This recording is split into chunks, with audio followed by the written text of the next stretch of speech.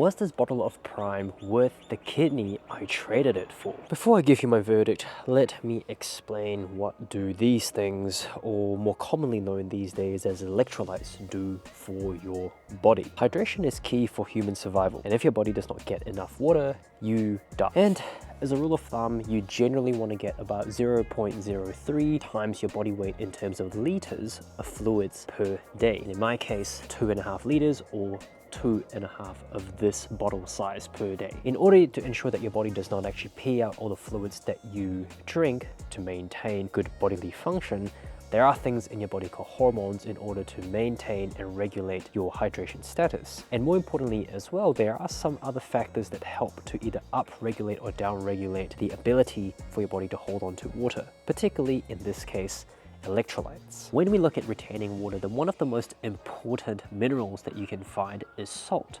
More specifically, sodium chloride. And this is going to be the salt that helps you retain water in your system. Have you ever had a really salty meal? Literally right after a couple bites, you start to feel the urge to reach for a cup of water just to wash it down. That's your body's way of telling you that, hey, maybe there is too much salt in the system. We need to get some water in to balance things out. And by doing so, you would tend to find yourself being a little bit more puffier. And that's just because your body's ability to retain water increases when you ingest copious amounts of salt. Without making this a science class, how this works is that sodium works in two ways. One, by osmosis. If there's a lot of sodium in the cell, the water is going to be pulled into the cell. The second way this works is that sodium also does work as an active transport system and pulls water directly from your bloodstream into your cell. So back to these things.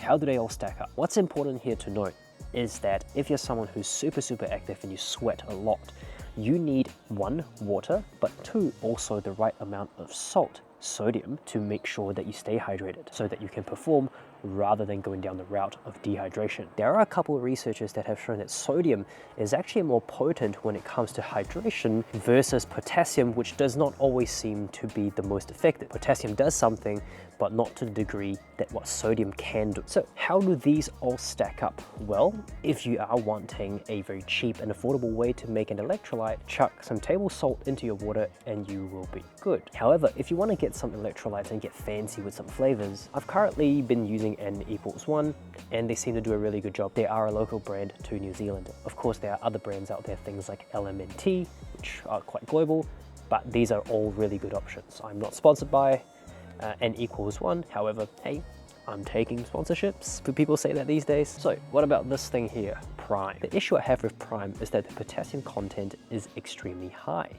as opposed to the sodium content, which is extremely low. Now, if you scroll back a couple seconds ago, I said that sodium is more important compared to potassium when it comes to rehydration. And what this means is that, honestly, this doesn't do anything. The issue here I have with Prime is that if we look onto their website, it's actually marketed as an electrolyte. And it's made very popular because 2 YouTubers are obviously really famous. And of course, some MMA fighters are also sponsored by Prime. So what about the taste? Let's do a live taste test. Oh my God, that's sweet as hell. Ooh. So it doesn't matter whether it is low sugar or not. It literally tastes like pre-workout. Don't know about you, but I'm not into the flavor. If we actually look a little bit further as well, some of the ingredients here are water, and the second main ingredient is reconstituted powdered coconut water.